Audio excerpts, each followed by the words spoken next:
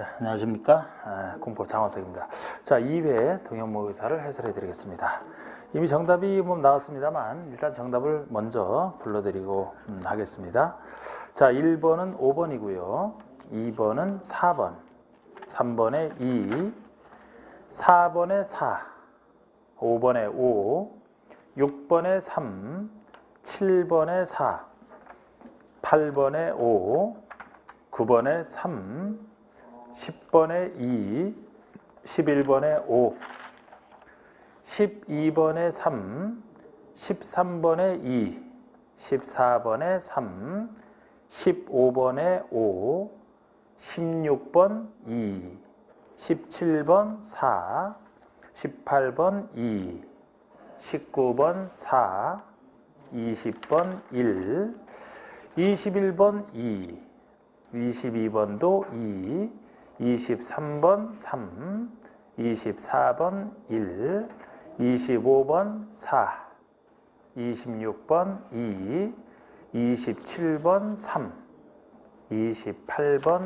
1, 29번 3, 30번 1, 31번 1, 32번 2, 33번 4, 34번 4, 35번 3, 36번 5, 37번 4, 38번 3, 39번에 2, 40번 2 이렇게 되겠습니다. 자, 해설해 드리면요. 1번 보시면 하여튼 해설을 들으면서 잘 체크를 하시고요. 국가부상 용어 타당한 것은 1번은요. 도시군계획 용어입니다. 도시군계획이라면 도시군이 얘기하는 게 특광자치자치 시군 정확합니다. 그거 살펴보시고요. 두 가지 계획으로 얘기하죠. 광역도시계획이 틀린 겁니다. 광역도시계획 대신에 도시군 관리계획을 넣어서 도시군 기본계획과 관리계획을 합쳐서 부르는 것이 도시군계획 아닙니까? 광역은 전혀 관련 없는 계획이죠. 두 번째, 광역도시계획은 광역계획의 장기 발전 방향을 제시하는 것까지는 좋은데 종합계획이라는 게 틀렸습니다. 종합계획은 도시군 기본계획의 특성이죠. 도시군 기본계획과 광역도시계획은 성격은 방향을 정하는 것으로 똑같습니다. 그런데 차이가 도시군 기본계획이 도시군에 대한 전체적인 방향을 정하는 것이지 광역은 애초에 광역계획을 지정하는 그 세 가지 모습에 대한 특수 방향만 정할 뿐이죠. 종합계획이라는 게 틀렸습니다. 3번의 지구단위계획. 지구단위계획은 도시군계획 수립 대상 지역, 이게 특광시군이죠. 특광시군의 일부를 개발하기 위한 작은 계획이다 그랬잖아. 그래서 거기는 전부가 들어가서 틀렸습니다. 전부를 빼고 일부만 넣어야 되겠죠. 4번에 전기설비 공동구 하수도는 기반설 중에 유통공급시설로 분류된다. 자, 우리 기반설의 종류가 여러 가지 종류가 있습니다만 그 말뜻 보고 비슷한 거 찾아내면 대충 맞아 들어갑니다. 그렇게 공부를 하실 때 제가 두 가지만 좀 주의하시자. 환경기초시설과 보건위생시설 정도를 좀 구별하시고 특이하니까 그래서 우리 환경기초시설이 환경오염을 막게 한 시설이기 때문에 여기 전기설비 공동구는 유통공급에 관련된 거 맞습니다. 하수도가 들어가서 틀렸습니다. 하수도는 오염된 물 환경기초시설에 들어갑니다. 그냥 수도라면 여기 유통공급에 들어가요. 화수도라서 환경기초시설입니다. 그리고 예를 들어 폐차장도 대표적이죠. 폐차하는 과정에서 오염된 물질이 나오기 때문에 하수도랑 폐차장이 대표적인 환경기초시설. 그리고 여기는 없지만 보건위생시설이에요. 보건위생이 건강을 보호하고 위생을 따지는 시설 아닙니까? 그래서 죽음에 관련된 시설이 다 모여있잖아. 화장시설부터 시작을 해서 봉안당이나 장례식장까지요. 도축장 이런 것들 죽음에 관련된 것일수록 더 위생적으로 관리해야 된다. 보건위생에 들어가는 거. 그 다음에 5번의 개발도 관리구역의 기반시설의 부족할 것으로 예상되나 기반설치가 곤란한 지역을 이 말이 꼭 들어가야 됩니다. 기반설치가 곤란할 정도로 개발이 심해서 관리 들어가는데 건폐가 윤주를 완화가 아니고 강화하는. 그래서 이게 정확한 표현이죠. 5번이 정답이고요. 2번의 기본계획 수립 대상과 내용에 대한 설명으로서 옳지 않은 거. 도시군 기본계획이라면 앞에서 1회 때 했던 광역도시계획보다는 훨씬 간단한 계획이죠. 도시군에 대해서 기본적인 방향을 정하는 계획이라 그 행정청이 그대로 수립을 하는. 그래서 절차는 광역도시계획 수립 절차가 똑같죠. 수립하는 절차와 수립한 것에서 승인받는 절차로 나머지 내용 똑같습니다. 그냥 요거만 써놓고요. 광역과 똑같으니까.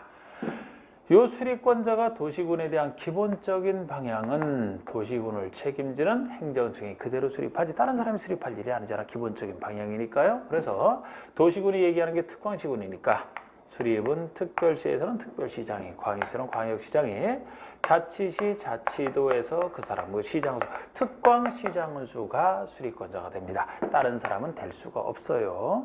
기본계획은. 만약에 인접한 특권시를 끌어들여서 할 필요가 있다? 끌어들여서 할 수도 있습니다. 그런데 끌어들이더라도 그쪽 행정처가 이쪽 행정처 공동으로 수립하는 게 아니고 그쪽 행정처가 협의만 해서 이 사람이 단독으로 할 뿐이에요. 협의만 할 뿐입니다. 이 사람만입니다. 국장도지사도 안 나오고요. 그리고 승인권자에서는 시장 군수라면 아직은 작기 때문에 여전히 도지사 승인을 받습니다만 윗사람이 도지사 승인을 받습니다만 특별시, 광역시, 자치시, 자치도에서는 충분한 자치권을 인정할 정도로 인구도 충분하고 구역도 충분하기 때문에 여기는 예전에는 바로 윗사람인 국장의 승인을 받게 했습니다만 지금은 국장 승인이 없어졌다. 완벽한 자치권을 준다. 그래서 특별시, 광역시, 자치도에서는 누구 통제도 받지 않고 혼자 이 사람이 다 하는 구조입니다. 기초조사 공청회, 특광시군, 특별시, 광역시, 자치도 의회 의견을 들어서 승인권자가 없기 때문에 협의 심의를 이 사람이 그대로 거칩니다. 협의 심의를 거치자마자 확정이 되고 스스로 공고 연락까지도 혼자 다 하는 게 이 구조고 여기서는 이제 도지사가 승인권자니까 우리 광역시처럼 이 사람이 이제 협의 심의 거치고 서류 보내면 이 사람이 하겠죠. 똑같은 거죠. 그래서 이렇게 이원화된 구조를 먼저 아셔야 되고 시군 중에서는 생략할 수 있는 경우가 두 가지가 있어요. 그러니까 특별시, 광역시 등에서는 생략할 수가 없고요. 무조건 만들어야 되지만 시군 중에서는 인구 10만 명 이하 이것도 중요한 곳에 위치하지 않는 걸 전제로 하죠. 수도권이 중요하니까 수도권에 속하지 아니하고 지방에서는 광역시가 중요하니까 광역시와 경계를 같이 하지 않는 시군 중에서 인구 10만 명 이하 생략할 수 있다. 또 하나는 관할구역, 시군의 관할구역 전부에 대해서 광역도시 수립되어 있고 그 광역도시의 기본계획으로 정할 내용이 모두 포함되어 있으면 생략할 수 있다. 이미 기본계획 수립된 것이나 다름없으니까 일부는 안 돼요. 일부라면 나머지 일부는 광역이 없는데 기본계획마저 없으면 방향 정하는 게 없어서 안 됩니다.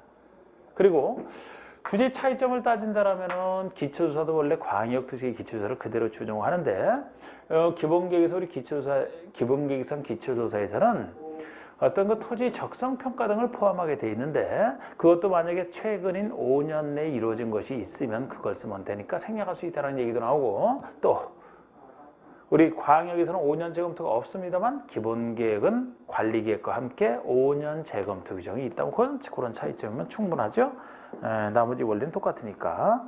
그러면 1번의 도시계획 수립권자는 특광시장운수 정확합니다. 다른 사람 나오면 틀려요. 2번은 광역시와 경계를 같이 하는 인구 10만 명이기 때문에 기본계획을 생략할 수 없다가 맞는 겁니다. 광역시와 경계를 같이 하기 때문에 생략할 수 없다가 맞는 거예요. 그리고 3번은 관할구역 전부가 맞죠? 일부라면 틀립니다. 그 부분은 잘 보셔야 돼요. 전부에 대해서 광역도시에 수립되어 있고 그 계획이 기본계획으로 정할 내용이 모두 포함되어 있는 시군은 수립하지 아니할 수 있다. 생략할 수 있다. 맞죠? 4번은 특별시, 광역시, 자치도지사가 기본계획을 수립할 때는 국장의 승인, 요게 틀렸습니다. 국장 승인 아예 안 받고 스스로 협의심의를 통해서 확정을 하고 공고연락까지 다 합니다. 국장 승인 X. 시장허수가 수립할 때는 도지사 승인. 요건 맞죠. 뒤는 맞습니다. 5번. 기본계획 위반일로부터 5년 내 토지 적성평가를 실시한 경우 등 영위하는 경우는 적성평가 등을 하지 아니할 수 있다. 맞습니다. 3번. 자, 국회법에서 용도 지역에서의 건축 제한이 개별 법률에 의해되는 경우가 있다. 그 연결이 옳은 것은 자, 우리 지역에서의 건축 제한이면요. 우리 지역에서 건축 제한은 지역에서 그 건축물을 지을 수 있다 없다 건축 제한의 근거가 원칙은 대통령령인데 예외적으로 특별법, 개별법에 의하는 예외가 존재합니다. 그 예외적인 개별법에 의하는 경우가 이제 옳은 거라고 묻는 건데 기업번의 농공단지는요. 산업 직접 활성화 공장 설립과 하나 법률 아무 관련이 없어요. 이 법률이 아니고 산업 입지 및 개발하거나 하는 법률이 되겠습니다. 산업 입지 및 개발하거나 하는 법률. 자, 우리 산업단지는 이 산업 입지 및 개발하는 법률에서 정하고 있기 때문인데요. 산업단지 중에서 농공단지를 뺀 나머지 국가 일반 도시 첨단 산업단지는 도시지역으로 의제된다라고 배우셨잖아. 그럼 도시지역에 대한 영해의제한을 적용하면 됩니다. 그런데 농공단지만 그렇게 의제가 안 되다 보니까 농공단지를 따로 정하고 있는 그 법인 산업지침이 개발하는 법률이 정하는 바에 따르겠다. 이렇게 나가는 거예요. 그래서 1번 틀렸고, 그리고 니은번부터 나오는 것은, 니은번에 나오는 것은 농림지역에 들어갈 전문적인 땅. 농림지역에 들어갈 전문적인 땅, 농이 얘기하는 게 농업진흥지역, 림이 얘기하는 게 보전산지죠. 그리고 농지랑 비슷한 초지까지 들어갑니다. 거기에 대한 특별법이 쓴 거 특별법을 그대로 쓰겠다. 농림지역을 전제로 해서. 그래서 니은번에 농림지역 중 농업진흥지역을 전제로 해서 농지법. 이게 정확한 표현입니다. 그 다음에 보전산지는 산지관리법. 이게 틀린 게 이 보전산지가 농림지역에 있는 보전산지를 전제로 해서 산지관리법이 적용하는 것이지 전제 조건에 빠져서 틀린 거예요. 모든 보전산지가 산지관리법이 되는 건 아닙니다. 그리고 여기는 없지만 농림지역 중 초지도 초지법 이렇게 이제 나가면 되는 거죠. 그리고 또 하나가 자연환경 보전지들을 전문적인 땅. 우리 자연환경 용어 시간에 배웠던 거 여러 가지 보전을 땅은 자연환경 보전지에 들어가지 않습니까? 그 자연환경 보전지들을 전문적인 여러 보존할 땅에 대해서 각각 특별법이 쓴 그 특별법을 적용하겠다. 그 특별법도 비슷한 거 그냥 찾아내면 되는 거예요. 예를 들어 리을번에 자연환경 보전지역 중 지정문화재, 문화재니까 보존할 필요가 크고 자연환경 보전지역에 들어갈 전문적인 땅 맞죠? 그런데 관광진흥법 이것은 틀렸습니다. 지정문화재는 문화재보호법에서 규정하지 관광진흥법은 관련이 없어요. 그게 틀렸고, 미음번은 자연환경 보전지역 중 천연기념물과 보호구역 문화재보호법 이게 맞습니다. 천연기념물도 문화재와 함께 자연환경 보전지역에 들어갈 땅이고요. 문화재보호법에서 규정하고 있기 때문에 맞습니다. 미음번이 맞고요. 비읍번의 농림지역 중 수산자원보호구역, 수산자원관리법. 수산자원보호구역은 농림지역에 들어갈 전문적인 땅이 아니죠. 자연환경 보전지역 중 수산자원보호구역은 수산자원관리법 그래야 됩니다. 그래서 전제 조건이 역시 틀린 겁니다. 무슨 수산자원 보호할 땅인데 이게 자연환경 보전지역에 들어가지 농림지역에 들어가겠습니까? 그리고 여기 없는 내용 중에 예를 들어 자연환경 보전지역 중에 공원구역은 자연공원법을, 자연환경 보전지역 중에 상수원 보호구역은 수어법을, 자연환경 보전지역 중에 또 하나 있는 게 해양보호구역도 있잖아. 다 보존할 것들이에요. 해양보호구역은 해양생태계 보존에 관련한 법률. 뭐 그렇게 연결되는 거 원리를 이해하세요. 하나하나 기억하시는 것보다. 자, 그 다음에 4번 문제가 국가부상 대통령 영의에서 관리구로 세분하여 지정할 수 있는 용도지구 내용이 아닌 거. 자, 우리 이제 법에서 정한 것 중에 우리 순서대로 경관지구는 영해한 종류가 자연수변 시가지, 미관지구는 중심지 역사문화 일반, 고도지구는 최고 최저, 방화지구는 나눠지는 거 없고 방제지구는 자연 시가지, 보존지구가 보존할 것들, 역사문화 환경, 중요시설물 생태계로, 시설보호지구는 학교 공용 항만 공항, 학공항공, 그 다음에 칠학지구가 자연과 집단칠학, 개발진흥지구가 주거, 산업유통, 관광휴양, 복합특정, 그리고 특정한 도시 안지구도 나눠지는 거 없고요. 그렇잖아? 그러니까 이거는 이제 영의 종류만 물어봤어요. 그런데 우리는 이제 내용까지 정확히 좀 알아두시는 게 좋은데 이 문제는 단순하게 냈습니다. 자, 우리 방제지구는 자연과 시가지 방제로 나눌 수 있다. 종류 자체는 맞아요. 방제지구가 재해를 예방하기 위해서 지정하는 건데요. 어느 곳에 재해를 예방할 것인지에 따라서 자연과 시가지로 나눠집니다. 시가지는 이미 많은 사람들이 살고 있는 곳, 이 반대가 자연 상태 아닙니까? 안 사는 곳, 두 상태에서 예방을 하기 위해서. 그래서 우리 자연방제지구는 해안변, 하천변, 급경사지 주변 등 거의 사람이 안 사는 곳인데 재해가 일어날 가능성이 크다. 그런 곳이니까 무엇을 통해서 예방할 것이냐? 내용 중에 건축 제한을 통해서입니다. 이게 사람이 기존에 안 사는 곳인데 여기 위험한 곳이니까 앞으로도 들어와서 집 짓고 살지 말아라. 건축 제한을 통해서 막는. 그럼 시가지 방지지구는 이미 많은 사람이 살고 있는 인구와 산업이 밀집되어 있는 곳이니까요. 건축 제한은 무의미하죠. 이미 많은 사람이 살고 있는데 새로 들어온 사람 막아서 뭐합니까? 시설 개선을 통해서 재해가 일어났을 때 막을 수 있는 시설 개선을 통해서 그 둘을 좀 구별하시는 종류는 지금 맞습니다만 내용에서. 그리고 또 방제와 관련된 것은 이런 얘기도 있어요. 보통 용도지구는 지역을 보충할 필요가 있을 때 지정하는 것이기 때문에 지정할 수 있는 겁니다. 어떤 지구든지. 그런데 방제지구도 지정할 수 있다 아닙니까? 그런데 일정한 요건에 해당하면 방제지구를 꼭 지정해야 되는 경우를 구별하셔야 돼요. 지정하여야 하는 의무. 연안침식관리구역. 연안침식 관리구역 아니면 최근 10년 동안에 2회 이상 동일한 재해가 발생하여 인명피해를 입은 지역, 여기는 꼭 지정해야 되는 게 방제지구입니다. 2번 미관지구는 중심지 역사문화 일반. 어느 곳에 미관을 유지할 것이냐에 따라서 중심지면 토지 용도가 높은 지역의 미관, 역사문화 말 그대로 문화재 등의 미관, 일반 그렇지 않은 나머지 미관. 시설보조는 말 그대로 학공, 항공 그대로 나눠지는 학교, 항만공항. 4번의 개발진흥지구가 우리 법에서는 어느 기능을 집중적으로 개발할 필요가 있느냐 해서 지정할 수 있는 곳이 개발에 관련된 주거, 상업, 공업, 주상공은 당연히 들어가고요. 주상공에다 유통물류, 관광, 휴양기능 등을 집중적으로 개발할 필요가 있을 때 지정하라. 0에서 종류를 나누기를 각각에서 다 따로따로 분류를 했는데요. 상업만 빠집니다. 자, 주거개발진흥지구가 주거기능 위주로 키우겠다는 게 주거고 상업유통이 틀린 게 상업 대신에 산업이 들어가야 돼요. 산업, 니은 산업이 들어가야 됩니다. 이상의 법에 있는 것 중에 상업을 위한 것만 0에서 법에 있으니까 0에서 종류로 그냥 지정하면 되는데 0의 종류 속에서만 그게 없어요. 5가지 종류 속에서 상업을 위한 게 없습니다.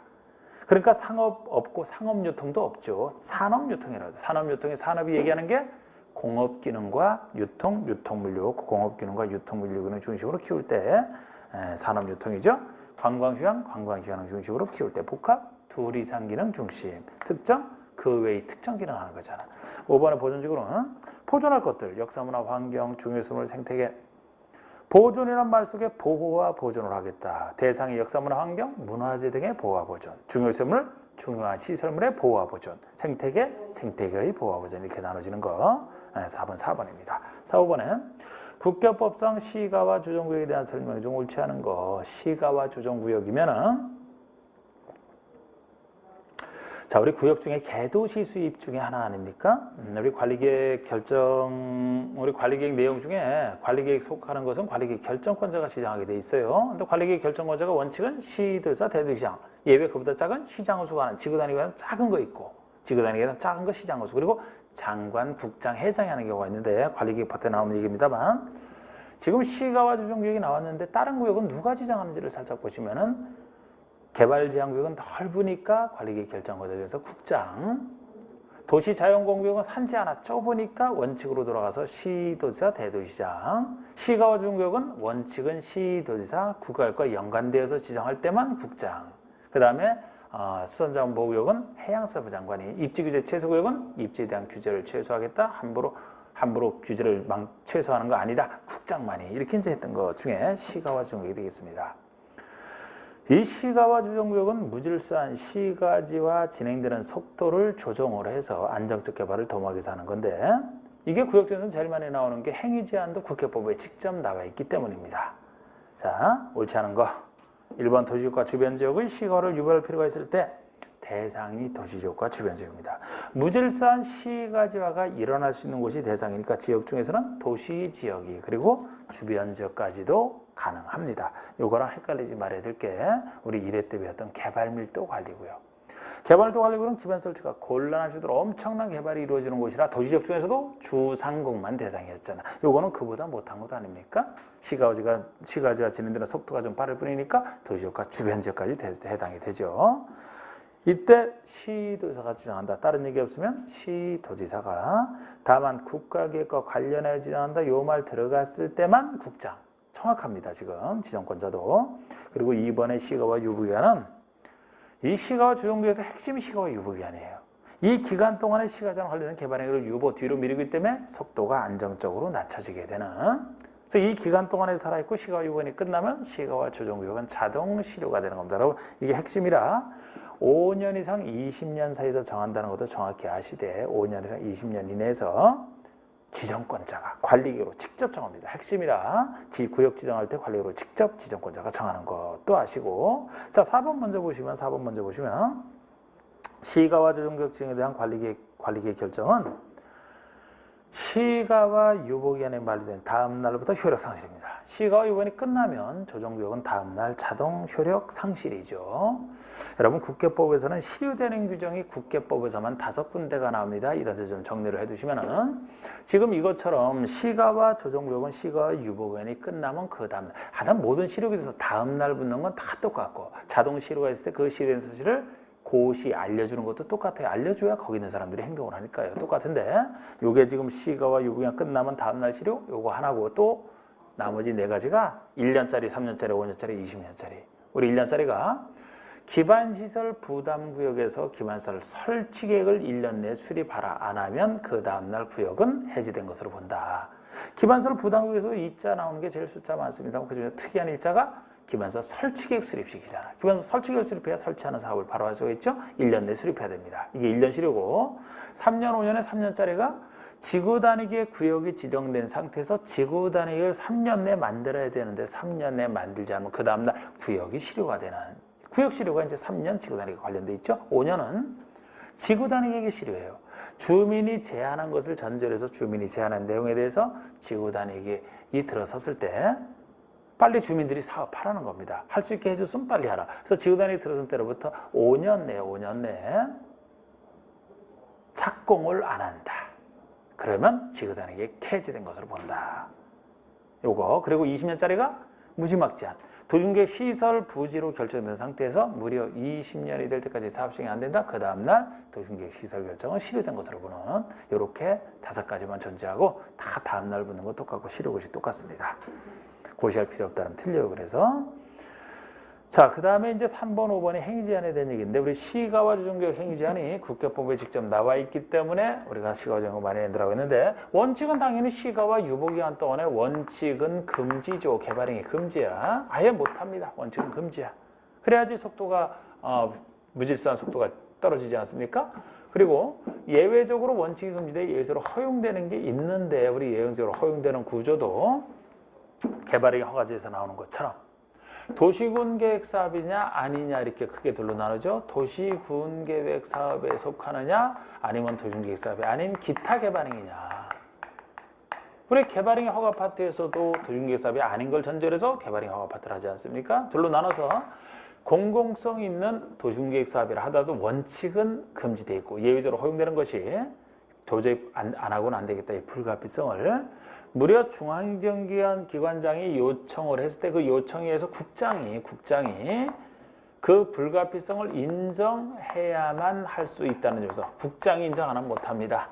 그러니까 굉장히 까다로운 거예요. 이것도 원칙은 못하는데 국장이 인정해야만 할 수 있다. 그리고 기타 개발행위는 개발행위 허가, 즉 도중개사업이 아닌 기타 개발행위는 특광시장호수의 허가를 받아 보통의 개발행위 허가, 특광시장에서 허가를 받아 할 수 있는 게 있는데 아예 신고는 아예 없어요. 최소가 허가입니다. 그런데 이게 개발행위가 원칙은 금지되어 있기 때문에 무엇을 예외적으로 허가받을 수 있느냐?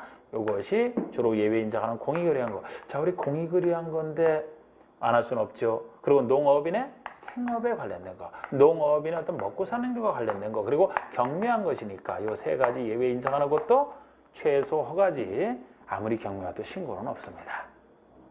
여기에 해당되지 않으면 못하는 것이고 굉장히 까다로운 거 이게.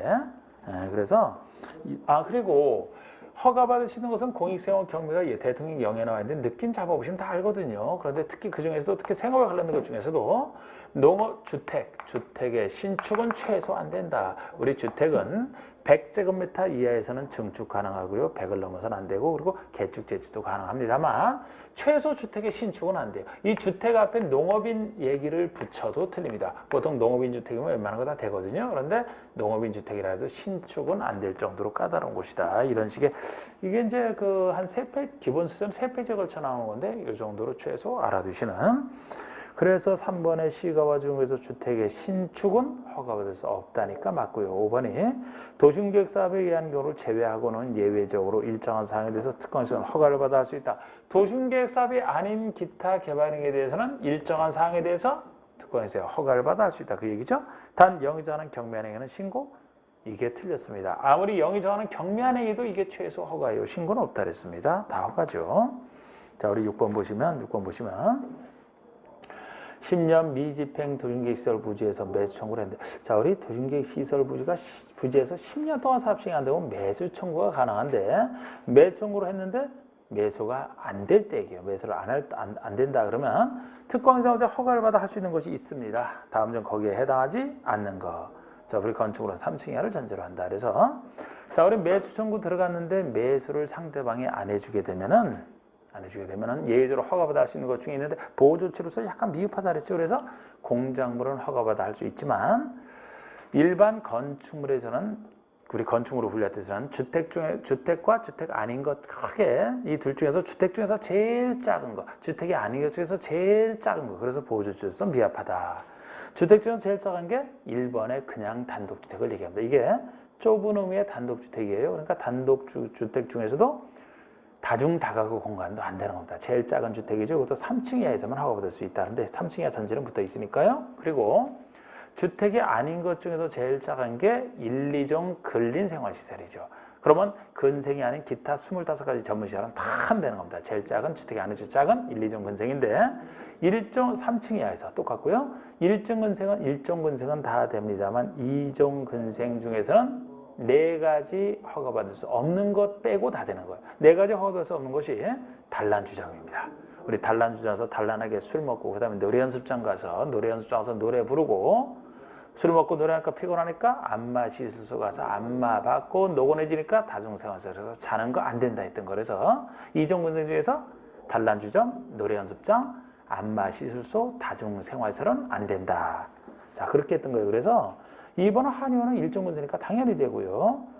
3번 다중생활시설이 허가받을 수 없는 부분이고요. 일반 음식점이면 보통의 2종이죠. 안마 시술소가 안 되지. 안마원은 1종 근생이니까 1종으로서 되는 겁니다. 안마 시술소랑 구별하셔야 되죠. 자, 그리고 여기서 지금 이제 정답은 이미 나왔습니다만 여기에 관련된 거 좀 더 말씀드리면, 자, 우리 매수 청구 얘기해. 누가 매수 청구할 수 있느냐? 10년 동안 사업 시행 안 되고 있는 것 중에서, 이때도 10년 안 되고 있지만 핵심 절차인 실시계획 인가 등의 절차는 통과했다. 그러면 사업되는 걸로 와서 매수 청구 못한다 이런 얘기가 있고, 이때도 지목이 대인 토지의 소유자만 매수 청구할 수 있죠. 매수 청구할 수 있죠. 지목이 대인 토지의 소유자만. 근데 지목이 대인 토지의 건축물이나 정착물이 있으면 이거 함께 포함해서 팔 수는 있다 그랬고, 이런 소유자가 누구에게 매수 청구하느냐? 도시군에 관련되어 있는 얘기잖아. 도중계획 시설 부지니까요. 그러면 그건 대부분이 이제 도시군을 책임져 특광시장소가 나옵니다. 그래서 보통은 특광시장소에 매수 청구하면 되는데, 만약에 시행자가 정해져 있는데 안 한다? 그러면 시행자에게 먼저 매수 청구하는 것이고, 만약에 법적으로 설치하거나 관리될 의무가 있는 자가 정해져 있다? 그러면 그 자에게 매수 청구하면 됩니다. 이때도 설치 관리할 의무자가 있는 자가 서로 다르면 설치 의무자에게 먼저 하는 것이고, 매수 청구 들어갔을 때 매수 받은 사람은 무조건 매수할 의무는 없어요. 6개월 매수 청구를 받은 때부터 6월 내에 매수 여부를 결정하여 소유자와 시장소에게 보내야 되고, 매수하기로 통보한 것은 매수 결정을 통보한 때로부터 2년 내에만 매수하면 되는 유명한 6월 2년 숫자가 되겠습니다. 그리고 매수할 때는 현금으로 대금 지급하는 게 원칙이지만, 돈 없는 지자체라면 도중계획 시설 채권을 발행할 수가 있죠. 어느 때 소유자가 원할 때라든지, 아니면 법에서 안 좋게 보는 토지인 부재부동산 소유자 토지나 비업무용 토지로서 매수액이 3천을 초과하면 3천을 넘는 부분에 대해서는 채권 발행할 수 있다. 그 두 가지 경우. 자, 그리고 7번이 도중계획 시설 사업의 단계별 집행에 대한 설명 중 가장 타당한 것이거든요. 우리가 도중계획 시설 사업을 한다면 우리 도시개발사업, 정비사업보다는 훨씬 더 이 절차가 간단하죠. 도시군계획 시설을 설치하는 사업이라면 먼저 여러 가지 시설을 한꺼번에 설치 못하니까 예산 집행과 관련해서 단계별 집행계획을 먼저 수립하는데, 이 단계별 집행계획 수립 기한은 도중계획 시설을 결정한 때로부터 2년 내 수립하게 돼 있어요. 2년 내 수립. 2년 내 안 한다라고 해서 단순한 집행계획 하나 없다라고 해서 실효되는 건 없다 그랬고, 단계별 나눌 때는 1단계, 2단계, 2단계로 나누는데 3년을 기준으로 나눕니다. 수립 시기는 2년인데 단계 나눌 때는 3년을 기준으로 해서 3년 내에 시행할 것은 1단계, 3년 후에나 시행할 것은 2단계에 넣고, 이 먼저 하면 빨리 하는 게 좋기 때문에 매년 늦게 할 2단계를 검토하여 예산이 확보되면 1단계로 바꾸는 것은 가능해요. 근데 1단계를 2단계로 바꾸게 되면 빨리 하기로 했다가 뒤로 늦추는 것이라 이거는 국민에게 피해가 돼서 안 되죠. 2단계를 1단계로 바꿀 수 있지만 1단계를 2단계로 바꿀 수는 없다. 지금 여기에 대한 얘기입니다. 단계별 집행계. 그래서 먼저 보시면은 1번에 특광시장 허수가, 도시군에 관련된 건 주로 특광시장 허수가 도중계획 시설 결정 고지로부터 3년 내 재원 조달계획, 보상계획 등을 포함한 단계별 집행계획을 수립해야 된다. 3년 아니고 2년이죠. 이게 단계별 집행계획 수립 기한이기 때문에 2년이 되는 겁니다. 2번에 국장이나 도지사가 직접 위반한 관리기인 경우에도 단계별 집행계획 수립은 특광시장 허수가 해야 된다. 원칙은 수립을 특광시장 허수가 하는 게 맞습니다만 예외적으로 국장이나 도지사가 직접 위반한 관리기인 경우라면 국장이나 도지사가 이 계획도 수립할 수가 있어요. 그래서 이런 경우도 특광시장 허수가 해야 된다가 틀린 것이고 국장이나 도지사가 할 수 있습니다. 3번의 도중기시설 결정 고시로부터 2년 내 단계별 집행계획 공고가 없어요. 그 다음 날 결정은 실효된다. 이런 실효되는 거 없다. 단순한 집행계획 하나 없다고 실효되는 건 없어요. 4번의 단계별 집행은 3년 내 시행할 1단계와 3년 이후에 시행할 2단계로 구분한다. 이게 정확한 표현이고 5번이 특광시장 허수는 매년 1단계를 검토하여 2단계에 포함. 이게 바뀌어야 돼요. 이렇게는 안 되고 2단계를 1단계로 바꿀 수 있다 그랬습니다. 여기 그림. 자, 여기서 단계별 집행계획 문제만 물어봤지만 다른 거 좀 관련해서 말씀드리면 요거 한 다음에 이제 이 사업을 누가 시행할 것이냐. 우리 시행자가 지정됐으면은 도심계획 사업은 다 인가니까 실시계획 작성해서 인가를 받음으로써 사업시행권을 딸 것이고 사업시행권 딴 다음에 공사시에서 끝났다? 그러면 준공검사를 받고 공사 완료 공고를 하게 될 겁니다. 자, 이렇게 돼 있는데 이 중에서 우리 시행자 얘기만 좀 더 해드리면 우리 시행자는 행정청과 비행정청, 행정청이 아닌 자로 나눌 수가 있죠. 행정청이라면 원칙이 도시, 군, 시설 사업이기 때문에 다른 얘기 없으면 도시군을 책임지는 특별시장, 광역시장, 자치자치도 시장, 군수가 원칙적인 시행자가 되는 거예요. 근데 예외적으로 행정청 중에서도 도지사나 국장이 할 수 있는 경우는 있습니다. 도지사라면은 광역시가 관련이 있다라든지 국가일과 관련 있는 경우는 국장이 할 수도 있는데 이게 다 행정청이죠. 행정청이 아닌 자는 이러한 행정청으로부터 따로 지정받아야지만 시행자가 되는데 우리 여기서 알 수 있는 게 행정청이 아닌 시행자가 한 처분에서 행정심판을 제기한다면 행정심판은 행정청에 제기해야 되기 때문에 비행정청이 시행자에게 제기하는 게 아니고 이자를 지정한 행정청이죠. 지정한 자에게 제기한다. 그런 얘기도 우리가 했었고 행정청이 아닌 자 중에서 공공기관도 행정청 자체는 아니죠. 공공기관은 믿어주지만 사인은 못 믿어. 그래서 행정청이 아닌 자 중에서도 사인의 지정 요건, 민간인인 사인이 지정받기 전 같이 될 요건이 마치 개발법상 우리 민간 시행자가 수용사항할 때 같이 될 엄청난 요건과 똑같죠. 취지상 사인의 지정 요건은 면적 3분의 2 이상을 직접 소유하고 소유자 총수 2분의 2 이상 동의를 받는 이게 이제 사인이 지정받을 요건이기 때문에 공공기관은 받을 필요 없어요. 갖출 필요 없어. 이렇게 좀 보시는 게 시행자에 대한 얘기인데 단계별 집행보다 오히려 이 얘기가 좀 더 나왔습니다. 다음에 문제를 내겠죠. 그 다음에 8번 보시면 도중계획 시설사업의 비용 부담에 대한 설명으로 틀린 것은 했는데 시설사업 할 때 비용 부담은 원칙은 1번처럼 시행자가 부담하는 게 원칙입니다. 그런데 시행자가 부담하는 게 원칙이지만 이 사업 시행으로 이익을 받는 지자체가 있으면 다른 자에게는 비용 부담 못 시켜요. 이익을 받는 지방자치단체가 있으면 그 이익을 받는 자에게 비용 부담 시키는 게 비용 부담 얘기인데 이건 도시개발법이랑도 서로 비슷합니다. 자, 제가 비용 부담 시키는 세 가지 얘기를 합니다. 첫 번째는 원래 시행자가 내야 될 것이기 때문에 전부는 비용 부담 못 시켜요. 일부만 비용 부담 시키되 두 번째 누가 행정청이 시행자만 비용 부담 시킬 수 있지 행정청이 아닌 시행자는 비용 부담 못 시킵니다. 이건 행정청에게 유리한 규정으로 보셔야 돼. 행정청이 아닌 시행자는 비용 부담 못 시키니까 이익을 받는 지자체가 있어도 본인이 다 내야 된다는 얘기가 되잖아요. 행정청만 비용 부담 시키는 게 가능합니다. 세 번째는 이러한 비용 부담 시킬 시행한 행정청과 이익을 받는 지자체 이 행정청 사이에 얼마를 부담시킨 두 사람이 협의를 해서 정하는 게 원칙인데 협의가 안 될 때 누가 정해주느냐 관련해서 이 두 행정청이 같은 도에 있다 도지사가 결정하되 이 두 행정청이 둘 이상의 시도에 걸쳐 있다면 장관 윗사람이 결정을 이 장관이 국장이 아니고 행안부 장관이라는 게 특징이에요.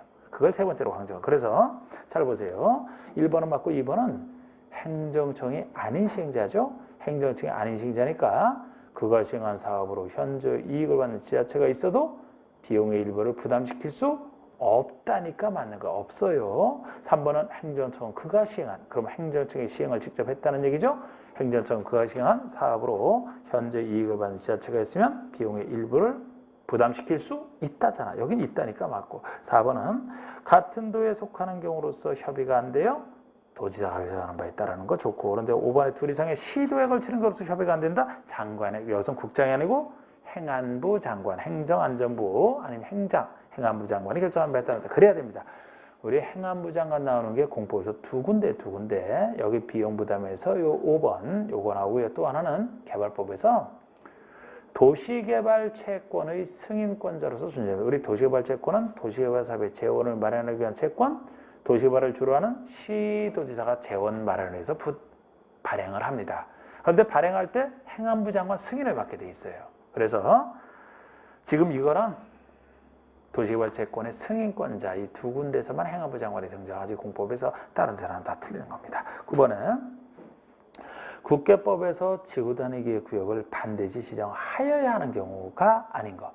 자, 우리 1회 때는 지정할 수 있는 거 보존할 때면 되고 안 되고 개발할 때면 되고 그걸 배웠는데 이건 해야 되는 곳이거든요. 지정해야 되는 곳은 두 가지밖에 없는데 외울 수밖에 없어요. 이거는 논리적 문제가 아니에요. 그래서 제가 이거는 택시 정비 10년보다 꼭 해야 된다. 또 하나는 시공에서 해제돼서 슈퍼맨이 등장해서 슈퍼맨이 등장해서 돈을 벌어줘야 하면 되다. 녹지를 와서 주상으로 싹 바꿔버리는 것도 면적 30만 이상 돈 벌어주라 그 얘기했잖아요. 그래서 1번이 정비구역에서 시행되는 사업이 끝난 후 10년이 지났다. 이게 택지 정비의 정비예요. 10년 지났을 때. 2번 이게 택지개발지구의 택지를 택시로 표현했던 겁니다. 그래서 요거 해서 택시 정비 10년 1번이 맞고요. 1, 2번과 4, 5번 정도만 했어요. 4번이 시공에서 해제죠. 시공에서 해제. 다른 해제처럼 3번처럼 개발용에서 해제되는 거 여기 전혀 안 들어가요. 그러니까 이거는 뭐 무조건 지정할 수 있는 곳에 속하는 것이 해야 되는 것은 아닙니다. 해제는 4번의 시공에서 해제 30만 이상 아니면 시공에서 해제도 슈퍼맨 등장해서 5번처럼 녹지를 주상으로 바꿔주는데 그것도 면적 30만 이상을 전제로 해서 요 1, 2, 4, 5번 이 두 가지만 크게 존재합니다. 다른 거는 해야 되는 것이 아니라서 답이 3번이고요. 10번은 국교법상 개발행위가 제한과 관련된 그런 설명으로서 옳은 것은 했는데 자 우리 개발행위가 제한이면은 개발행위를 함부로 제한하게 되면 국민은 허가를 못 받기 때문에 이거 신중하게 잘 봐야 되거든요. 허가 제한 사유는 5가지가 있고 거기에 따른 제한 기간이 중요한 겁니다. 그런데 우리 여기서도 보존할 필요가 있어서 제한하는 게 있고요. 크게는 보존할 필요가 있어서 제한하는 게 크게 2가지가 있는데 이것은 한 차례 3년 내에서만 제한할 수 있는데 나머지 3가지 기관직이라고 불렀던 거 기관을 지키는 기관직이 기가 기본계획의 기, 관이 관리계획의 관이고요. 지가 지구단위계획 구역의 지, 지기 기반시설 부담구역의 기 죄송합니다.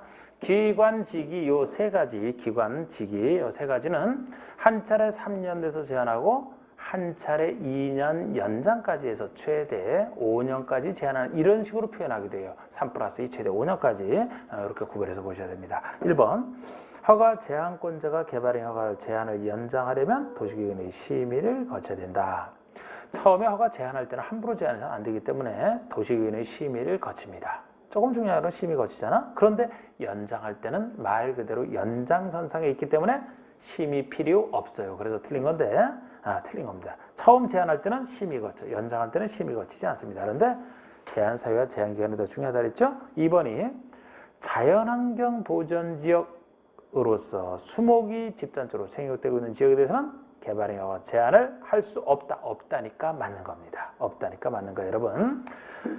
우리 여기서 나오는 수목이 집단적으로 생육되고 있는 지역이면은 여러 가지 보존할 필요가 있는 것 중에 한 예시거든요. 수목이 잘 자라고 있어. 보존해야 되잖아. 아니면은 셋 중에 하나잖아.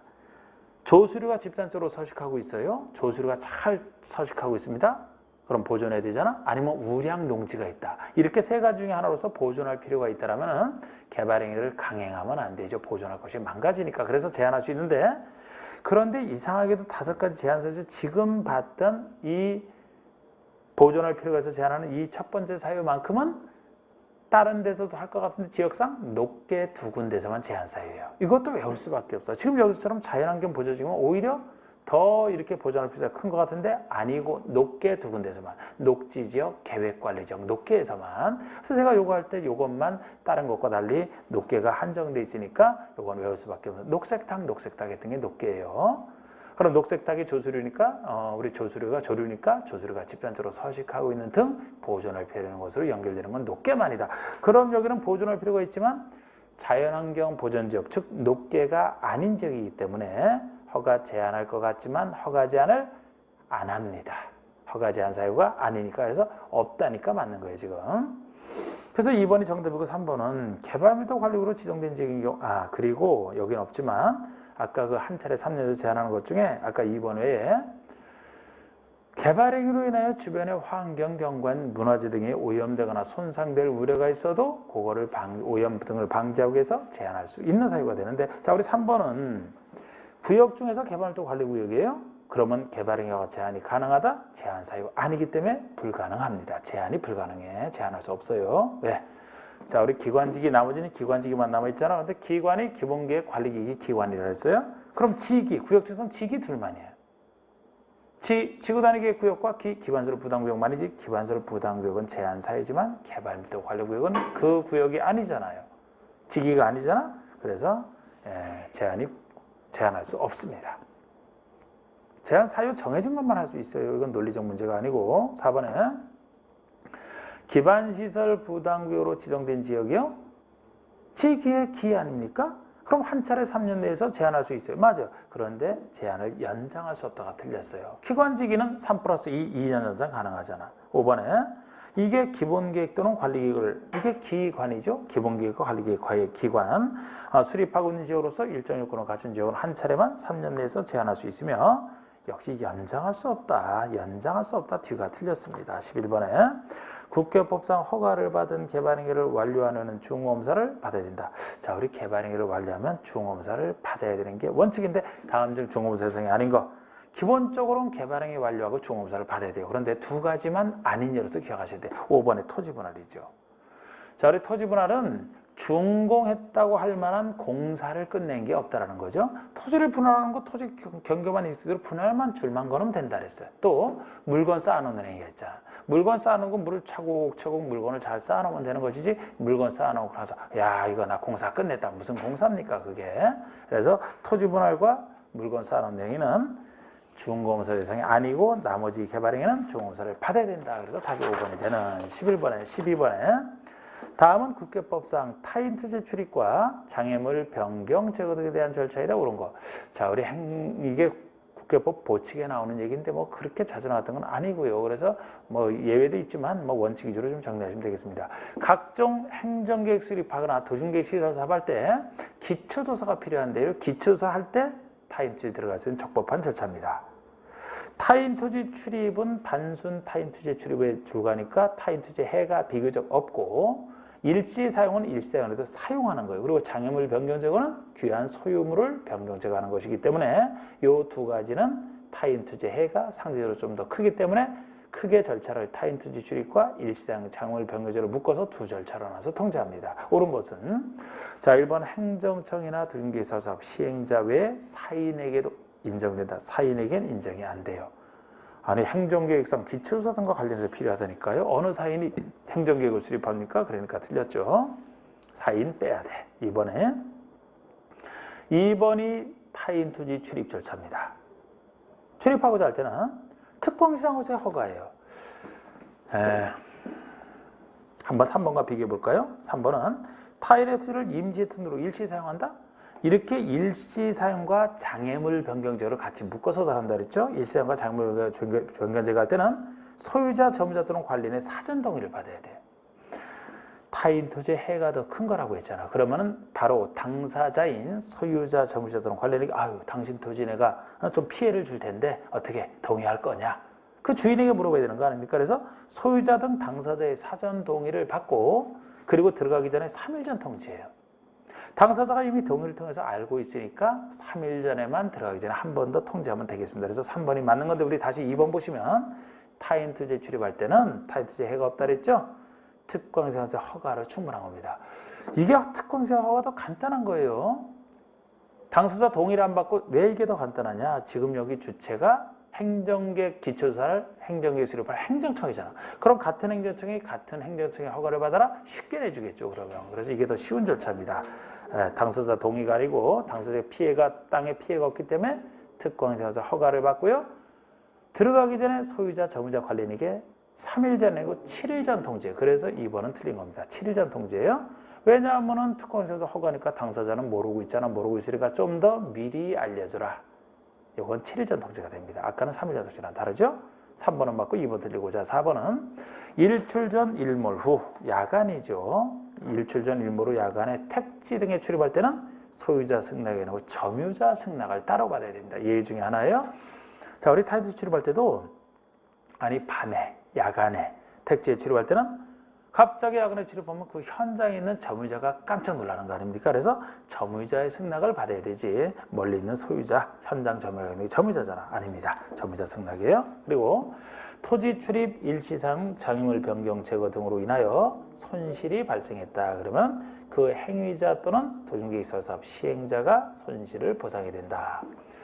적법한 절차를 거쳐 손실이 발생했다. 손실을 보상해 줘야 되는데 행위자가 아니고 행위자가 속한 행정청이죠. 아니 조사 측량하던 공무원이 무슨 잘못이 있다고 본사를 해줍니까? 그 시킨 행정청이죠. 그래서 행위자가 속한 행정청 뒤에 시행자는 보상주체 맞아요. 근데 행위자가 틀린 겁니다. 자, 13번은 다음 중 도시개발구역을 국장이 지정할 수 있는 거 아닌가? 우리 도시개발구역 할 때는 원래 도시개발법에서는 구역의 지정권자가 대부분 권한을 행사하지 않습니까? 근데 우리 구역의 지정권자가 원칙이 시도지사, 대도시장, 예외 국장인데 그 국장이 권한을 행사하는 특수한 경우를 많이 물었던 거예요. 그래서 국장이 지정할 수 있는 거 아닌 것인데 1번 국가가 사업을 실시할 필요가 있다? 아니 국가가 실시할 필요가 있으니까 당연히 국장이 해야지. 두 번째는 시장구청장이 구역 지정을 요청한다? 요게 틀린 겁니다. 시장구청장은요 구역 지정권자는 아니고 구역 지정할 필요가 있으면은 시군구일과 관련해서 요청하기 때문에 국장이 요청하는 게 아니고 바로 윗사람인 시도지사에게 구역 지정을 요청하는 겁니다. 그럼 여기는 어떻게 바꿔줘야 되느냐? 중앙행정기관장이 요청할 때라고 바꿔주셔야 돼요. 중앙행정기관장. 우리 중앙행정기관장이라면 국가일과 관련해서 요청하니까 바로 국장에게 요청할 수가 있는 겁니다. 그래서 이게 틀렸고요. 3번의 관계 시도자 대도시 간의 협의가 안 된다? 원래 시도지사 대도시장이 구역지정권자인데 둘 이상의 시도 대도시에 걸쳐서 구역을 지정한다라면은 이때는 구역지정권 대부분 일을 하기 때문에 공동지정은 아니고요. 둘 이상의 시도 대도시장이 협의를 해서 한 사람 정하게 돼 있어요. 협의를 해서 한 사람 정하게 돼 있는데 그 협의가 안 되면 그 사람들 못하니까 국장이 할 수 있는 거 그렇게 이해하시면 되죠. 또 하나 4번이 공공기관장이 30만 이상으로서 국가과 밀접한 관련이 있는 구역지정 제한을 됩니다. 보통 구역지정을 제한할 때도 원칙적 제한은 국장이 직접 제한 못해요. 우리 행정청이나 조합을 제외한 시행자가 될 수 있는 자가 제한하더라도 시장구청장 요청권자에게 제한하는 게 보통이거든요. 뭐 행정청은 지정권자 내지 요청권자니까 제한권자는 아니고 조합도 구역지정 이후에 만들어지니까 구역지정 전에 제한할 수가 없죠. 그래서 행정처나 조합을 제외한 자 중에서 시행자가 될 수 있는 자가 제한할 수 있는데 이런 경우 시장구청장이 제한하는 게 보통입니다. 그런데 여기서도 예외적으로 국장이 제한하는 경우는 거기에 대한 예로서 아무나 안 되고 정부 출입기관장이나 공공기관장, 여기는 공공기관장 중에 하나죠. 이것도 엄밀하게는 공공기관에서 지방공사는 빠집니다. 우리 지방공사가 국가와 관련돼서 제한할 일은 없거든요. 지방에 있으니까. 하여튼 보통 공공기관장이 면적 30만 이상으로서 국가기획과 밀접한 관련이 있어서 구역지정 제한할 때 국가과 밀접한 관련이 있으니까 이때만 예외적으로 국장에게 제한이 가능하고 일반 제한에 대한 예로서 국장의 제한이 가능하고 이때는 국장이 지정할 수 있는 사유 중에 하나입니다. 또 천재지변 긴급한 경우니까 긴급한 경우가 예외다. 이렇게 국장이 제한할 수 있는 경우에서 2번만 바꿔주시되 이 1, 2, 3, 4, 5, 5가지만 관련돼 있거든요. 그 다음에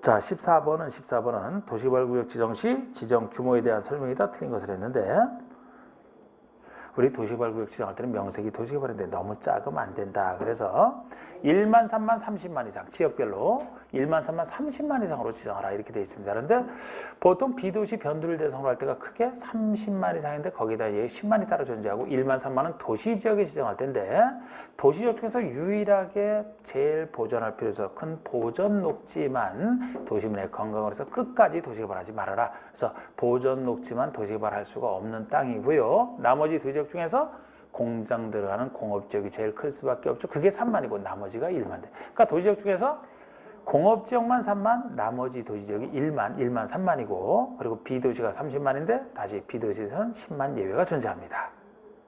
1번 생산 자연 녹지, 보존 녹지를 제외하고 그럼 녹지 지역이면 도시지역에 속하는 것 중에 하나죠? 1만 이상으로 지정해야 돼요. 여기다 지정하려면 1만 이상.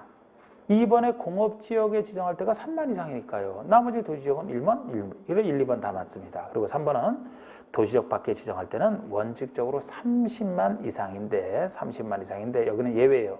아파트나 연립의 건설이 포함되는 곳에서 초등학교 용지를 확보하고 4차로 이상의 연결도로를 설치했다. 20만이 아니고 10만 이상으로 지정해야 되는 거죠. 10만 이상. 그래서 이것은 30만에 대한 예외 10만인데 마치 우리가 지구단위 구역 지정할 때도 비슷한 얘기를 합니다. 지구단위 구역을 지정해서 개발하려고 할 때 비도시를 전제로 해서 아파트 연립의 건설이 포함된다. 초등학교 문제 해결했다. 거기도 10만, 여기도 비슷한 거지. 10만 이렇게 보시면 돼요.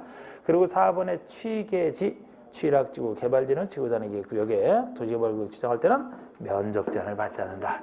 아까 그 면적 제한 받지 않고 1만, 3만, 30만 상관없이 자유롭게 구역 지정할 수 있는 곳이 취계지 중에 하나입니다. 이게 취계지, 제가 취한 개가 있는 땅지자, 취한 개가 있는 땅에 있던 거 취계지. 거기다가 국장이 국가균형발전을 위해서 지정하는 것도 여러 가지 혜택을 주려고 국가균형발전 혜택을 주기 때문에 취계지와 국가균형발전 때는 면적 제한을 받지 않는 곳으로서 맞습니다. 5번에 도시개발구역에 대해서는 도시지역과 지구단위 구역이 지정된 것으로 본다. 개발을 해야 되니까 도시개발구역은 지역상으로는 도시지역으로 지구단위 구역으로 의제가 돼야 지구단위에서 개발할 수 있어. 그런데 이렇게 의제가 되는 게 원칙이지만 이렇게 의제가 안 되는 경우도 보셔야 돼요. 안 되는 거 두 가지가 있죠. 비도시의 지구단위 구역이 지정돼 있으면은 그 상태에서 지구단위에서 개발할 수 있으니까. 그리고 취락지구는 농촌 등에서 간단하게 취락을 정비하는 게 취락지구라서 굳이 도시지역 등으로 의제할 필요 없다. 작은 사업이라 그 예외까지. 자, 일단 좀 쉬었다 하겠습니다.